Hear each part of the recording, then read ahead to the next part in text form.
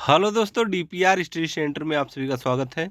देखिए, आज 20 जनवरी है और 20 जनवरी से जितने भी इम्पोर्टेंट करंट अफेयर बनेंगे सभी को हम लोग इस वीडियो में डिटेल में पढ़ेंगे। तो आइए देखते हैं, काफ़ी इम्पोर्टेंट सेशन होने वाला है। देखिए, पहला प्रश्न क्या है। पहला क्वेश्चन है, हाल ही में किस राज्य की बेम्बला क्या दिया गया है, बेम्बला नदी सिंचाई परियोजना को मंजूरी प्रदान की गई है। तो बेम्बला नदी सिंचाई परियोजना किस राज्य से संबंधित है। यह संबंधित है, देखिए 4 ऑप्शन दिया गया है, गुजरात, महाराष्ट्र, मध्य प्रदेश, छत्तीसगढ़। तो इसका करेक्ट ऑप्शन हो जाएगा महाराष्ट्र। महाराष्ट्र इसका करेक्ट ऑप्शन हो जाएगा। देखिए क्या दिया गया है, बेम्बला नदी सिंचाई परियोजना। बेम्बला नदी सिंचाई परियोजना महाराष्ट्र के विदर्भ क्षेत्र, विशेष रूप से यवतमाल जिले के लिए एक वरदान साबित होगी। इस परियोजना का उद्देश्य हजारों हेक्टेयर कृषि भूमि को सिंचाई की सुविधा प्रदान करना और क्षेत्र में जल संकट को दूर करना है। बेम्बला नदी गोदावरी नदी की एक महत्वपूर्ण सहायक नदी है। गोदावरी नदी की एक महत्वपूर्ण सहायक नदी है जो इस क्षेत्र की कृषि व्यवस्था की रीढ़ मानी जाती है। बेम्बला नदी जो है गोदावरी नदी की एक महत्वपूर्ण सहायक नदी है जो इस क्षेत्र की कृषि व्यवस्था की रीढ़ मानी जाती है। आगे देखते हैं अगला क्वेश्चन क्या है। क्वेश्चन नंबर सेकंड है, हाल ही में जारी रिस्पॉन्सिबल नेशंस इंडेक्स में भारत का कौन सा स्थान है। तो देखिए, इस इंडेक्स में भारत को 16वां स्थान प्राप्त हुआ है। कौन सा 16वां स्थान प्राप्त हुआ है। ऑप्शन सी करेक्ट होगा। देखिए क्या दिया गया है, भारत ने वैश्विक उत्तरदायित्व, पर्यावरण संरक्षण और सुशासन के मानकों पर सुधार करते हुए 16वां स्थान हासिल किया है। यह सूचकांक देशों को उनके वैश्विक शांति प्रयासों, मानवाधिकारों के सम्मान और सतत विकास लक्ष्यों एसडीजी के आधार पर रैंक करता है।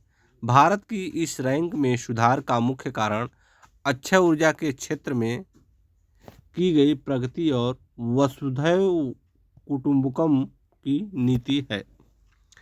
देखिए आगे देखते हैं अगला क्वेश्चन क्या है, हाल ही में वार्षिक स्पीतुक गुस्तोर महोत्सव की शुरुआत कहाँ किया गया। तो देखिए 4 ऑप्शन है, सिक्किम, लद्दाख, अरुणाचल प्रदेश और हिमाचल प्रदेश।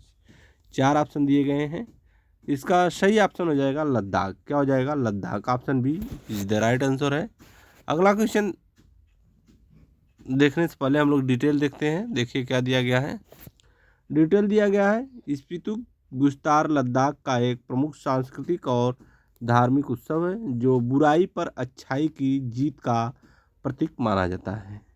इस उत्सव का मुख्य आकर्षण चम नृत्य है। क्या है, चम नृत्य है, जिसमें भिक्षु रंगीन मुखौटे पहनकर मठ के प्रांगण में नृत्य करते हैं। चम नृत्य, ठीक है, लद्दाख का है। यह 2 दिवसीय उत्सव लद्दाख की प्राचीन परंपराओं और बौद्ध संस्कृति को संरक्षित करने का एक महत्वपूर्ण माध्यम है। आगे देखते हैं अगला प्रश्न क्या है। क्वेश्चन नंबर 4 है, क्या दिया गया है, हाल ही में किस राज्य में 25 सालों के बाद पंचायत अनुसूचित क्षेत्रों तक विस्तार अधिनियम पेशा को लागू करने की घोषणा की गई है। छत्तीसगढ़, उड़ीसा, झारखंड और मध्य प्रदेश। तो पेशा अधिनियम जो है कहाँ पर लागू किए जाने की घोषणा किया गया है, Jharkhand. Option C correct answer हो जाएगा। आगे देखते हैं, इसके इम्पॉर्टेंट पॉइंट है, झारखंड सरकार ने जनजातीय समुदायों के अधिकारों को सशक्त बनाने के लिए राज्य में पेशा नियमों को अंतिम रूप देने की घोषणा किया है। पेशा एक्ट 1996 ग्राम सभाओं को प्राकृतिक संसाधनों और स्थानीय शासन पर विशेष अधिकार प्रदान करता है। इस ऐतिहासिक निर्णय से राज्य के अनुसूचित क्षेत्रों में स्वशासन, सेल्फ रूल और जल जंगल जमीन पर आदिवासियों का हक सुनिश्चित करेगा। आगे देखते हैं, क्वेश्चन नंबर 5 है, हाल ही में भारत सरकार द्वारा किस राज्य में 2 नए एमएसएमई प्रौद्योगिकी केंद्र स्थापित करने को मंजूरी दी गई है? तो किस राज्य में 2 नए एमएसएमई प्रौद्योगिकी केंद्र स्थापित करने को मंजूरी दिया गया है? तो उत्तराखंड, हिमाचल प्रदेश, पंजाब और हरियाणा। करेक्ट ऑप्शन हो जाएगा Himachal Pradesh, option B right answer होगा। आगे देखिए, हिमाचल प्रदेश के सोलन, क्या दिया गया है, हिमाचल प्रदेश के सोलन और ऊना जिलों में ये आधुनिक प्रौद्योगिकी केंद्र स्थापित किए जाएंगे ताकि स्थानीय उद्योगों को तकनीकी सहायता मिल सके। ये केंद्र सूक्ष्म, लघु और मध्यम उद्योगों एमएसएमई को उन्नत मशीनरी, कौशल प्रशिक्षण और डिजाइन सहायता प्रदान करेंगे। इससे पहाड़ी राज्य में औद्योगिक निवेश को बढ़ावा मिलेगा और स्थानीय युवाओं के लिए रोजगार के नए अवसर सृजित होंगे। अगला प्रश्न है, क्वेश्चन नंबर 6 है, क्या दिया गया है देखिए, हाल ही में भारत ने प्रोजेक्ट डॉल्फिन के तहत दूसरी रेंज वाइड, क्या दिया गया है, हाल ही में भारत ने प्रोजेक्ट डॉल्फिन के तहत दूसरी रेंज वाइड डॉल्फिन सर्वेक्षण की शुरुआत उत्तर प्रदेश के किस जिले से की है?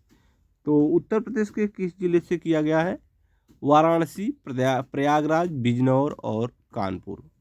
तो इसका करेक्ट ऑप्शन हो जाएगा Bijnor, option C is the right answer, Bijnor. आगे देखिए, बिजनौर से क्या दिया गया है, बिजनौर से शुरू हुआ यह सर्वेक्षण गंगा नदी में पाई जाने वाली विलुप्त प्राय गंगा डॉल्फिन की संख्या और उनके आवास की स्थिति का आकलन करेगा। प्रोजेक्ट डॉल्फिन की घोषणा प्रधानमंत्री द्वारा 2020 में समुद्री और नदी डॉल्फिन दोनों के संरक्षण के लिए की गई थी। गंगा डॉल्फिन भारत का राष्ट्रीय जलीय जीव है, जिसकी उपस्थिति नदी की शुद्धता और स्वास्थ्य पारिस्थितिकी तंत्र का संकेत देती है। आगे देखते हैं, क्वेश्चन नंबर 7 है, हाल ही में इंडियन कोस्ट गार्ड, क्या दिया गया है, हाल ही में इंडियन कोस्ट गार्ड और किस देश की कोस्ट गार्ड ने मुंबई में समुद्री प्रदूषण नियंत्रण को लेकर संयुक्त अभ्यास किया है? तो यह किस देश की कोस्ट गार्ड के साथ हुआ है? Vietnam coast guard, Japan coast guard, Indonesia coast guard और फिलीपींस कोस्ट गार्ड। तो इसका राइट आंसर हो जाएगा Japan coast guard, option B is the right answer होगा। देखिए क्या दिया गया है, यह संयुक्त अभ्यास ज्वाइंट एक्सरसाइज समुद्र में तेल रिसाव, ऑयल स्पिल जैसी आपातकालीन स्थितियों से निपटने की क्षमता बढ़ाने के लिए आयोजित किया जाता है।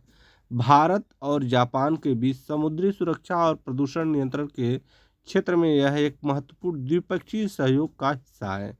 मुंबई तट पर आयोजित इस युद्धाभ्यास में दोनों देशों की आधुनिक जहाज़ों और डोर्नियर विमानों ने अपनी शक्ति का प्रदर्शन किया। तो आगे देखते हैं, क्वेश्चन नंबर 8 है, क्या दिया गया है, देखिए, हाल ही में प्रधानमंत्री नरेंद्र मोदी ने किस राज्य में स्थित काजीरंगा एलिवेटेड कॉरिडोर परियोजना का शिलान्यास किया है? असम, पश्चिम बंगाल, उड़ीसा और बिहार। तो काजीरंगा एलिवेटेड कॉरिडोर यह कहाँ स्थित है? तो असम में यह स्थित है, करेक्ट ऑप्शन हो जाएगा असम। आगे देखिए क्या दिया गया है, इस कॉरिडोर का निर्माण काजीरंगा नेशनल पार्क के पास NH 37 पर किया जा रहा है ताकि बाढ़ के समय जानवरों को सुरक्षित रास्ता मिल सके। यह परियोजना वन्यजीव संरक्षण और सड़क सुरक्षा के बीच संतुलन स्थापित करने की दिशा में एक क्रांतिकारी कदम है। काजीरंगा नेशनल पार्क एक यूनेस्को विश्व धरोहर स्थल है जो एक सींग वाले गैंडों के लिए पूरी दुनिया में प्रसिद्ध है। देखिए अगला क्वेश्चन क्या है, क्वेश्चन नंबर 9 है, हाल ही में रेल मंत्रालय, क्या दिया गया है, हाल ही में रेल मंत्रालय ने किस रेल सुरक्षा बल RPF की इंस्पेक्टर को अति विशिष्ट रेल सेवा पुरस्कार से सम्मानित किया है? संजना वर्मा, चंदना सिन्हा, मोनिका डेका और प्रीति कुमारी। तो इसका करेक्ट ऑप्शन हो जाएगा option B Chandana Sinha. Option B is the right answer है। अगला देखते हैं क्या दिया गया है। इसके इम्पोर्टेंट पॉइंट है चंदना सिन्हा। क्या दिया गया है? चंदना सिन्हा को रेलवे सुरक्षा और यात्रियों की सेवा में उनके असाधारण साहस और उत्कृष्ट प्रदर्शन के लिए इस सर्वोच्च सम्मान से नवाजा गया। यह पुरस्कार भारतीय रेलवे में उन अधिकारियों और कर्मचारियों को दिया जाता है जिन्होंने अपनी ड्यूटी के दौरान विशिष्ट उपलब्धियां हासिल की हो।